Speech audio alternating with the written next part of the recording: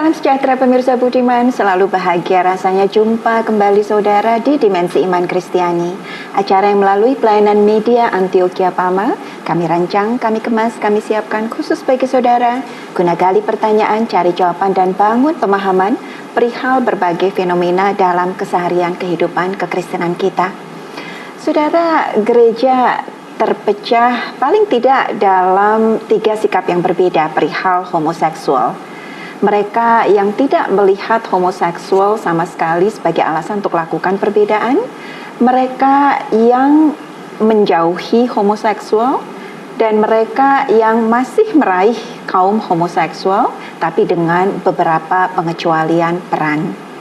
Kita akan angkat topik ini jadi topik bahasan di bincang-bincang kita di Dimensi Iman Kristiani hari ini. Dan untuk itu sudah hadir bersama kita kedua narasumber kita, Diana dan Yoga. Shalom Diana. Shalom Bu. Shalom Yoga. Saya manis.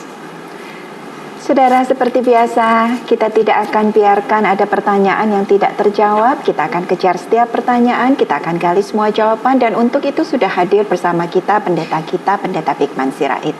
Shalom Pak Bigman. Shalom manis. Saudara, isu homo memang selalu jadi isu yang menarik, bukan jadi homo yang menarik. Saya pikir ini harus hati-hati dulu dipilahkan dalam kehidupan kita, sehingga kita bisa mengkritisi dengan tepat, tetapi juga tidak menjadi orang yang mendiskriminasi secara jahat. Nah, saya pikir ini menjadi penting, sehingga dalam pencerahan pemahaman kita perlu melurus pandangan kita dan menolong orang tentunya sesuai dengan panggilan keimanan kita. Ya, tetapi kita juga tidak boleh menolong dengan melegalisasi kesalahan. Saya kira statement awal saya ini penting. Bagaimana kita akan diskusikan. Namun sebelum lanjut kita akan berdoa dulu, dan saya minta Yuka untuk pimpin kita dalam doa. Bapa dalam surga, kami bersyukur karena hari ini kami boleh membahas lagi topik-topik yang terjadi seputar hidup kami. Yang berdoa kiranya firman Tuhan boleh menjawab semua ini dan kebenaran Tuhan boleh dinyatakan melalui Pendeta Bigman Sirait. Berkati juga pemirsa yang mendengarkan, menyaksikan acara ini. Biar nama Tuhan dipermuliakan. Dalam nama Tuhan kami Yesus Kristus kami berdoa. Amin. Amin. Amin. Saudara-saudara, di dalam kitab Imamat sejak awal ketika Taurat itu sudah mulai dibentuk, ada satu bagian menarik berbicaranya tentang kekudusan perkawinan. Lalu dikatakan di sana bagaimana di dalam bagian-bagian orang mana yang boleh, mana yang tidak boleh dan seterusnya. Maka ayat 22 Imamat 18:22, janganlah engkau tidur dengan laki-laki secara orang bersetubuh dengan perempuan, karena itu satu kekejian. Jadi jangan kamu tidur dengan laki-laki seperti dengan perempuan. Itu kan berarti laki-laki dengan laki-laki, karena dianggap itu adalah suatu kekejian.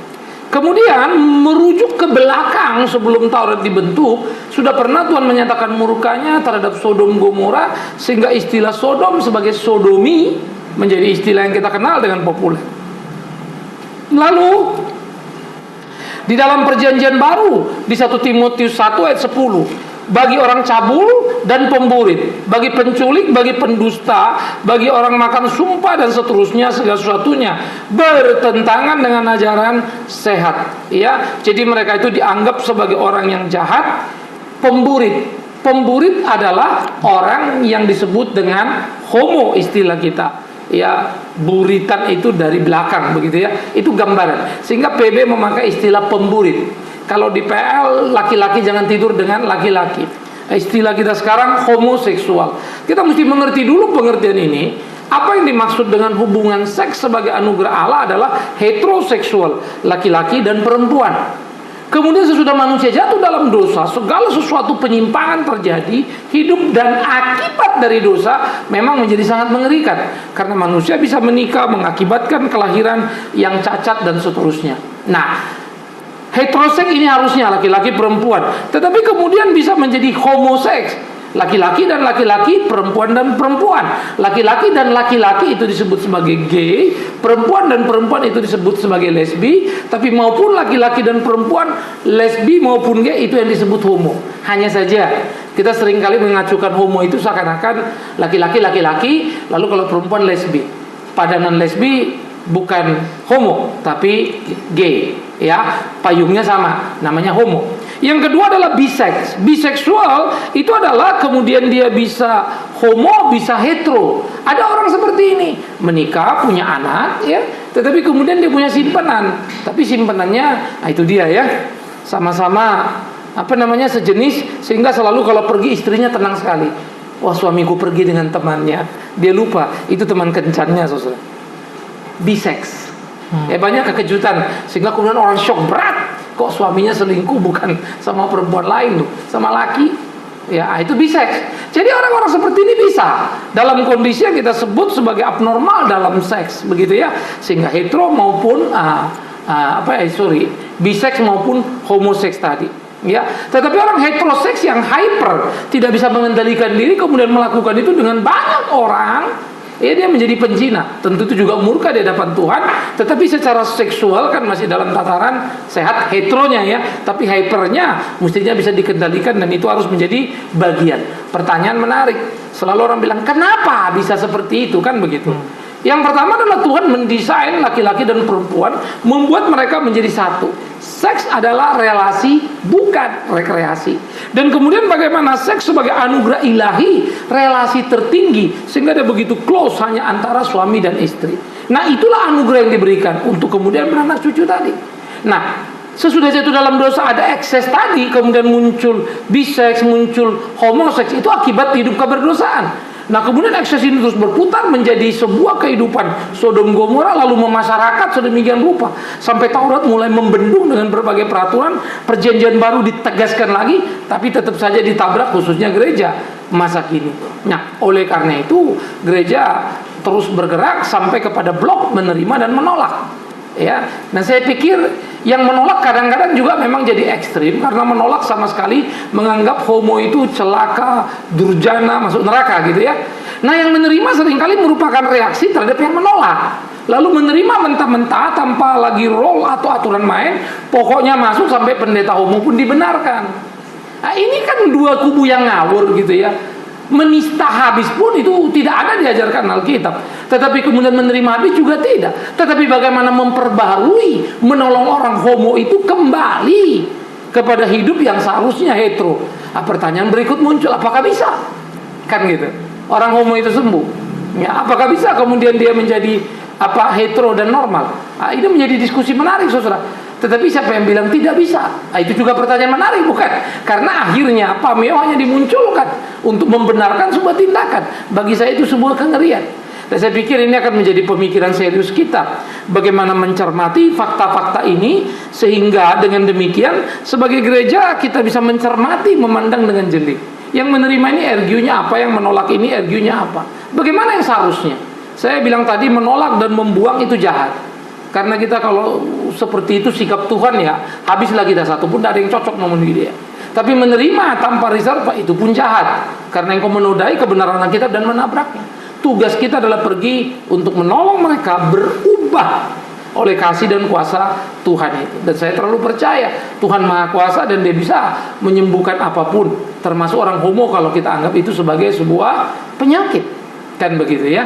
Nah, sejauh mana kita percaya pada hakikat itu? Jadi pemahaman akan kedaulatan Allah dan pemeliharaan juga tidak boleh diabaikan. Begitu. Iya, terima kasih Pak Bigman.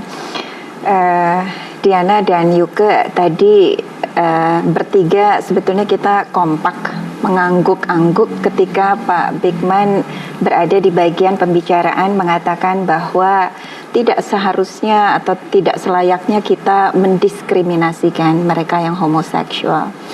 Mudah buat kita untuk mengangguk ketika mendengar statement yang seperti itu. Tapi kalau saya boleh tanya, dalam keseharian kita, Diana dan Yuke, tidakkah Diana dan Yuke akan resah misalnya dan berupaya menghindar jika putra-putrinya Diana dan Yuke berkawan dengan seseorang yang Diana dan Yuke ketahui homoseksual? Atau contoh lain misalnya, jika ada pelatih musik di sekolah yang homoseksual, tidakkah ada kecenderungan untuk mengatakan udah deh nggak usah ikut musik aja? Atau contoh yang lebih keras lagi barangkali kalau guru sekolah minggu seorang homoseksual dan kebetulan Diana dan Yuka ketahui, apa sikap Diana dan Yuka dalam konteks tadi kita mengangguk-ngangguk ketika Pak Bigman mengatakan tidak selayaknya kita mendiskriminasikan seorang homoseksual? Mungkin pertama kali karena kita tinggal di Indonesia yang sangat, bagaimana ya ngomongnya ya, mungkin agak tidak begitu open minded ya. Tapi kalau di Eropa tuh mereka tuh sangat welcome, mereka menganggap homoseksual tuh sama seperti kita dan tidak ada satupun yang dibedakan bagi mereka. Jujur kalau saya dihadapkan begitu, mungkin saya juga akan wanti-wanti anak saya ya, terlebih anak saya laki-laki semua.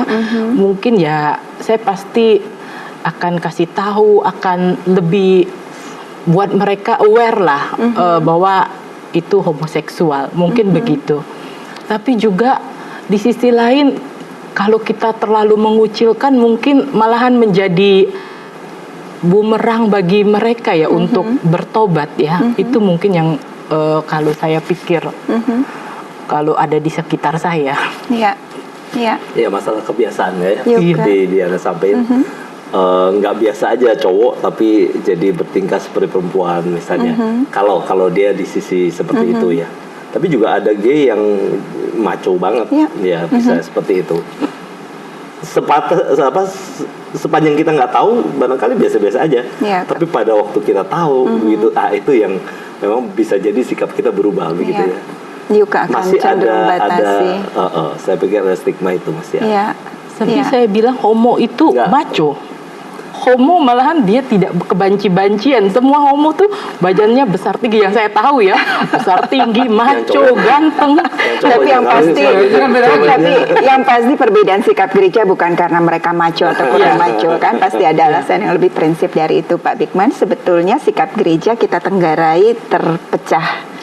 Berbeda, paling tidak 3 sikap yang berbeda yang tadi kita sudah bahas di depan. Dan sebelum kita masuk ke situ, mungkin kita perlu samakan dulu pemahaman mengenai homo itu sendiri. Artinya salah satu dasar mengapa salah satu atau sebagian kelompok gereja mengatakan bahwa mereka seharusnya kelompok yang tidak kita bedakan adalah argumentasi bahwa secara medis ada penjelasan mengenai kecenderungan homo mereka. Artinya ada kategori homo yang memang terjadi karena secara genetik mereka dilahirkan dengan kecenderungan homo. Sedangkan ada sebagian lainnya yang memang menjadi homo lebih karena mereka memutuskan untuk memilih menjadi homo, artinya berbeda. Pak Bigman, apakah itu alasan yang seharusnya relevan dengan pembicaraan kita mengenai perbedaan sikap gereja atau seharusnya itu di luar sama sekali? Begini, makanya ya dalam menganalisa sesuatu itu ada bagian-bagian yang harus kita pahami. Misalnya tadi Anis coba bertanya, kalau dia ini homo mau jadi guru sekolah minggu gimana dong? Masa kita nggak terima? Saya pikir jangankan bilang homo, nggak homo pun dia ada ketentuan orang jadi guru sekolah minggu dikenal sebagai orang yang sudah bertobat, lahir baru secara umum dulu lah ya. Kita nggak bisa bilang tes lahir baru gimana, tapi secara umum kan. Lah kalau kita tahu dia homo kan kita mesti masukkan kelas belum lahir baru dong. Kalau dia lahir baru maka dia homo yang mau dibimbing supaya lepas dari homonya, kan begitu. Nah jadi ini harus ada klasifikasi dulu. Kalau saya tahu anak saya mau les musik lalu gurunya homo, saya pendeta Bigman Sirait nggak akan kasih. Karena saya tidak yakin anak saya cukup kuat sekuat saya. Tetapi saya pendeta Bigman Sirait akan bergaul dengan homo itu. Saya nggak akan lari.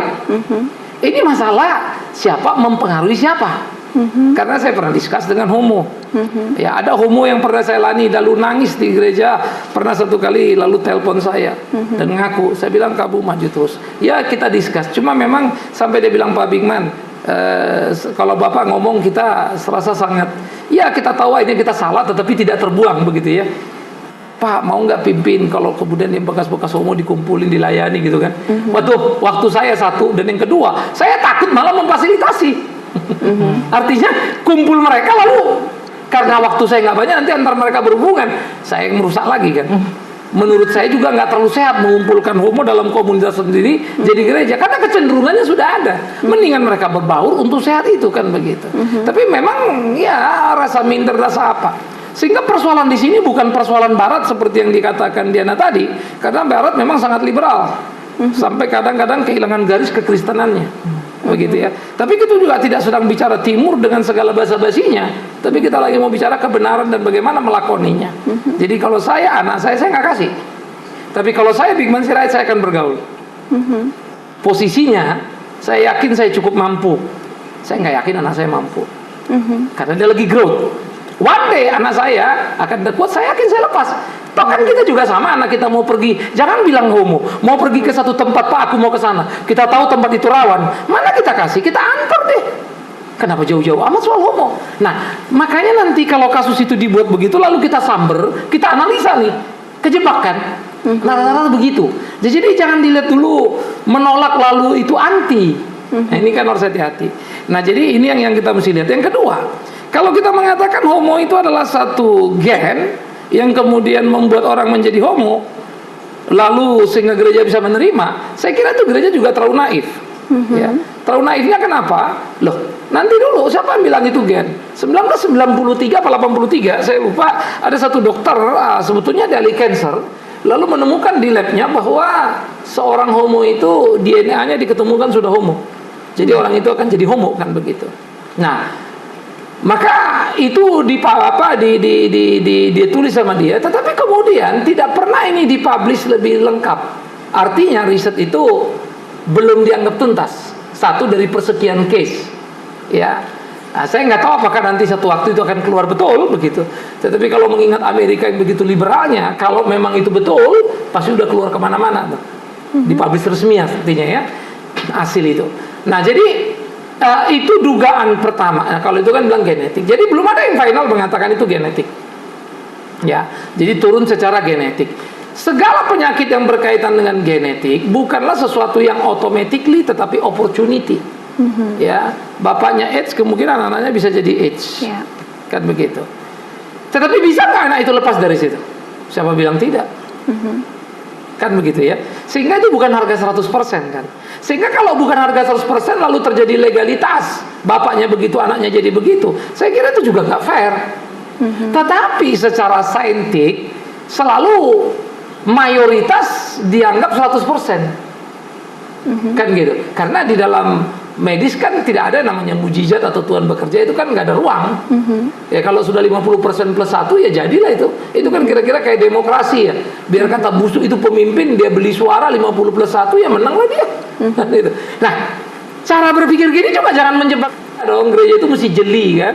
Berpikirnya itu mesti lincah kan begitu. Nah, ini yang harus juga kita pahami. Sehingga tiap orang homo itu ya kecenderungan itu ada, bisa dicegah bisa.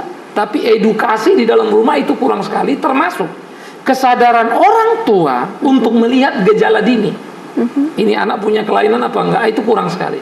Saya pernah mendengar sebuah pengakuan, saya tidak jadikan itu standar, hanya saja menjadi ironi yang luar biasa ketika dia bilang, saya baru tahu anak saya itu begitu, jadi waria sih ya, bukan homo, sesudah umur 12 tahun. Saya cuma mikir itu anak masa mendadak 12 tahun berubah lalu dari kecil nggak kelihatan. Hanya saja saya juga bisa ngerti lah, mungkin tubuh lihat anaknya ini laki kok kayak perempuan gitu ya, dianggap lucu kan. Kalau kita ngeliat anak kita umur 3 tahun 5 tahun seneng pakai rok pada laki, kita nggak lucu kan, kita ketawa-ketawa. Ya anak kita makin, padahal ada dua dimensi yang berbeda nih antara ketawa kita lucu dengan penikmatan bagi si anak. Akhirnya kita mau legalitas kerusakan anak itu. Tapi waktu anak itu mulai mandiri, kekuatan itu makin kuat, dia nggak bisa lepas, kitanya kelabakan. Tapi jangan lupa kita pernah mentertawakan itu. Artinya Pak Bigman, salahkah kalau kemudian kita simpulkan dari apa yang Pak Bigman jelaskan barusan bahwa homoseksual adalah dosa, adalah sesuatu yang mutlak, sama sekali tidak ada relevansinya dan keterkaitannya dengan argumentasi seseorang menjadi homoseksual karena dilahirkan dengan kecenderungan homoseksual. Kalau kita percaya sebagai orang Kristen, ini bicara gereja, bagaimana Tuhan menginspirasikan Alkitab itu ditulis yang tanpa salah, apalagi kalau salahnya itu fatal, tidak boleh ternyata boleh, itu kan fatal namanya. Kalau umur 1000 dibilang 900, ya oke lah, kita masih ngerti-ngerti cari-cari logika kemana tuh 100 melesetnya. Tapi kalau boleh jadi tidak boleh atau tidak boleh jadi boleh, itu udah fatal itu. Ya, saya kan berkata tidak. Ya, tetapi ingat tadi ya, saya bukan orang bodoh yang fundamentalis lalu main tidak saja. Ya, argumen saya sangat jelas. Pertanyaan justru malah dilanjutkan begini, bagaimana? Nah, gitu kan. Kalau satu waktu ditemukan betul bahwa itu adalah DNA-nya homo, sehingga dia tidak bisa mungkin menghindar. Saya pikir saya masih punya jawaban risau. Memang manusia sudah berdosa, 1001 kemungkinan bisa terjadi sebagai konsekuensi keberdosaan. Tetapi, nah gitu, tidak ada satupun yang Tuhan tidak bisa tolong. Persoalannya, sejauh mana korelasi kita di dalam kedekatan kita dengan pertolongan Tuhan. Lazarus mati bisa dihidupkan kok, apalagi cuma homo saja. Nah, itu urusan kecil itu, bukan isu besar. Barangkali itu juga yang membuat gereja ada yang menerima dan pemahaman mengenai asal usul homoseksual itu sendiri. Satu, tapi bukan cuma itu, memang ada isu yang agak berat, isu hak asasi manusia. Jadi isu HAM itu membuat kita tidak berhak mendiskreditkan homo. Jadi kalau di negara tertentu, you bilang homo itu dosa, you bisa di-sue. Kalian di-sue ke pengadilan. Wah, kita bilang Alkitab nggak peduli, pokoknya kamu udah bilang itu homo dosa. Di Belanda kita bilang pelacur itu dosa, di-sue kita. Karena pelacur adalah pekerja yang bayar pajak resmi. Tapi artinya secara prinsip juga tetap saja negara yang bersangkutan berangkat dari belief bahwa homoseksual itu bukan kejahatan. Artinya masih tetap begitu, ya kan? Barangkali juga ada yang berpendapat, ini juga Tuhan izinkan terjadi dan lain-lain. Itulah repotnya. Gereja kan hadir di negara itu. Tidak bersuara di negara yang sudah menerima homo itu, dan itu punya hak warga negara sama, pelacur itu adalah pekerja. Gereja gimana? Nah, di sinilah terjadi kompromi. Jadi sebetulnya tekanan sosial dan tekanan politik jauh lebih besar. Nah, di sisi lain memang gereja tidak mampu bersaksi sebagai benar, akibatnya terjadi kompromi. Kamu juga nggak beres, kamu juga, ya gerejanya juga rapuh, maka dalam bargaining position itu ya kalah set. Ya. Diana juga, Pak Brickman tadi mengatakan hal yang mestinya juga relevan dengan mengapa gereja kemudian terbagi dalam 3 sikap yang berbeda mengenai homoseksual. Pak Brickman katakan aneh kalau gereja mengizinkan seorang homoseksual untuk menjadi guru sekolah minggu, karena bukankah syarat untuk menjadi guru sekolah minggu itu adalah seseorang sudah lahir baru? Pertanyaan yang barangkali dimiliki oleh banyak pemirsa dan juga sekaligus barangkali ini argumentasi dari beberapa gereja adalah bahwa apakah lahir baru serta-merta menjadikan kita tidak berdosa? Bukankah kita belajar bahwa lahir baru masih membawa kita dalam proses yang panjang dan menyakitkan dan diisi dengan berbagai kejatuhan sebelum kita kemudian terus-menerus menjadi baik. Artinya yang bisa membedakan homoseksual dengan dosa-dosa yang lainnya adalah homoseksual mungkin lebih kasat mata daripada dosa-dosa yang lainnya yang kita semua miliki.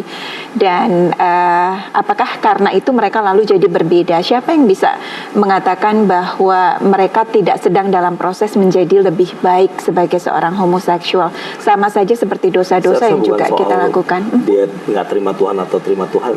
Artinya kalau dia terima Tuhan, pasti dia ada keinginan untuk menjadi apa yang seperti Alkitab katakan. Saya tetap meyakini bahwa Tuhan menciptakan laki dan perempuan. Jadi dalam fisik laki, ya dia seharusnya laki. Di dalam fisik perempuan seharusnya jadi perempuan. Dengan sikapnya dan lain-lain. Oleh sebab itu, kalau dia ada kesadaran untuk dia mau berubah, dibimbing, boleh. Tapi untuk proses di dalam pembimbingan itu, dia belum boleh untuk ngajar sekolah minggu. Seperti itu. Juga pelayanan yang lain. Karena Alkitab juga mensyaratkan orang mau terlibat pelayanan harus bisa begini, harus ada ini, harus menjadi saksi yang baik dan lain-lain.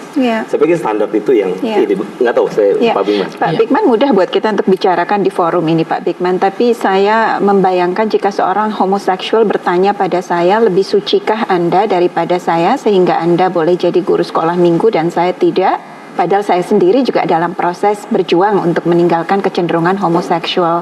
Saya sama seperti Anda juga, saya tahu berusaha untuk meninggalkan berbagai kecenderungan dosa Anda. Pak Brickman, apa yang harus kita berikan sebagai jawaban kepada seseorang yang homoseksual ketika dia menanyakan pertanyaan? Kalau pertanyaan itu datang, berarti ada kekacauan pada yang ditanya. Kan itu saja toh. Artinya kalau kamu jahat jadi guru sekolah minggu, lalu dia tidak jadi guru sekolah minggu padahal dia baik, hanya karena dia homoseksual, pasti digugat. Pertanyaannya kenapa yang jahat itu jadi guru sekolah minggu? Jadi bukan kenapa dia boleh, saya enggak, bukan itu. Yang salah kan sudah penerimaan awal. Kok yang jahat diterima, mentang-mentang bukan homo, ini baik tapi homo nggak diterima. Ya jadi harus apa namanya, kotaknya itu mesti jelas dulu, gitu loh. Nah, orang kalau sudah bertobat terima Tuhan bukan berarti tidak bisa bikin dosa. Bisa jatuh dalam dosa, tetapi tidak terikat. Kalau ini kan homo itu kan ada kesadaran kegairahan yang terpelihara. Nanti pun kalau dia lawan, jangan pikir godaan itu nggak muncul. Apalagi kalau kemudian mulai kenal wanita, katakanlah bisa, lalu pacaran, menikah, kecewa istrinya, itu bisa cepat balik loh. Ke apa namanya, ke masa lalu dia bisa jadi bisex deh. Jangan pikir tidak. Sama seperti orang narkoba kan. Hari ini boleh berhenti. Kalau nggak jaga terus hubungan dengan Tuhan itu kan daily kan, terus sepanjang hidup kita. Nah makanya kotaknya mesti dilihat-lihat nih. Sehingga kalau kotak tadi kan, satu kotak ini nih, dia jahat kok boleh guru sekolah minggu, aku baik padahal mentang-mentang homo jadi nggak boleh. Pertanyaannya kan bukan, saya nggak mau jawab itu, ngapain saya jawab? Lah kenapa sih jahat ini bisa jadi guru sekolah minggu? Sekolah minggu kan udah salah. Makanya kan gugat. Itulah gereja. Karena memang mereka lihat banyak pendeta juga nggak lebih baik dari homo, banyak jemaat lebih brengsek. Cuma saya homo, dia koruptor, mau apa? Disitulah kelemahan gereja. Jadi bukannya kemudian gereja itu dirubah, dipaksa menerima. Gereja itu atau jemaat itu harus berubah, kan gitu, supaya bisa ngerti. Jadi bukannya kita bingung-bingung dengan sudut pandang itu, tetapi memang faktanya betul yang digugat oleh para homo itu, sehingga ada semboyan kan. Lebih baik homo tapi tidak pernah cerai daripada kamu nanti sakit hati selingkuh kan. Laki-laki perempuan buat apa? Mendingan homo setia. Ya gendeng juga sih. Nah saya pernah jawab begini, kalau kamu pikir kasus orang homo pisah atau ribut itu sedikit, saya bisa ngerti. Kenapa? Karena jumlah kamu sedikit. Kalau 100 orang 10% kan cuma 10. Lah kalau 1 miliar 10% berapa? Nggak tentu kamu lebih sedikit, cuma karena jumlahnya. Karena toh homo sama homo kalau udah cemburu, sadis itu, bisa bunuh-bunuhan itu. Maco. Ya kan? Jadi saya pikir begitu. Jadi kalau ada kawan-kawan ini homo begitu ya, bukan mendiskreditkan saudara begitu. Tapi ayo dong punya kegirahan ya. Saya pikir kalau homo kan masa tega, ponakan mesti belajar gitu ya. Pemirsa Budiman, ada berjuta pertanyaan yang layak kita tanyakan sebagai upaya buat kita untuk membangun iman Kristen kita yang benar. Dan untuk itu jelang setiap episode Dimensi Iman Kristiani yang memang kami kemas dan kami siapkan khusus bagi saudara, dengan harapan senantiasa berkati kita semua. Saudara, kita syukuri iman Kristen kita minta Pendeta Bigman Sirait pimpin kita akhiri jumpa kita. Jangan pernah berkata saya homo, tapi sebetulnya saya tidak ingin jadi homo. Karena saya akan berkata, kalau memang kau tidak ingin, kau akan keluar dari sana oleh pertolongan Yesus Kristus Tuhan. Jujurlah. Jangan juga pernah berkata, ini memang sudah keturunan pada diriku. Karena saya akan berkata, sejahat apapun dan serusak apapun hidupmu, perdamaian dan pertobatan dengan Tuhanmu akan menolong dan merubah kamu. Merah seperti kirmizi dibuat menjadi putih seperti salju. Persoalannya saudaraku, maukah engkau terbuka, mengakui dan berubah? Gereja berkewajiban menolongmu. Sehingga tak perlu ada kecurigaan, tapi kita perlu sebuah diskusi keterbukaan. Namun maafkan saya, tak akan pernah berkompromi terhadap nilai dosa. Tapi saya mengerti kenapa itu ada, dan mari kita cari solusinya. Kembali ke jalan yang semestinya. Kepada gereja, saya harap juga selalu punya sikap yang sama, menumbuh kembangkan elegansi berpikir kita dan juga kualitas keimanan kita, sehingga suara kebenaran itu bisa terus terdengung dan punya wibawa dalam keseharian. Kita akhiri Dimensi Iman Kristiani kita, pertemuan kita ini saudara, dan saya minta Diana untuk pimpin dalam doa. Bapak, terima kasih untuk pimpinanmu dalam pembicaraan kami sepanjang ini Bapak. Kau tolong kami agar kami hidup selalu dalam kebenaran firman-Mu Bapa. Di dalam nama Tuhan Yesus Kristus. Haleluya. Amin. Amin. Amin.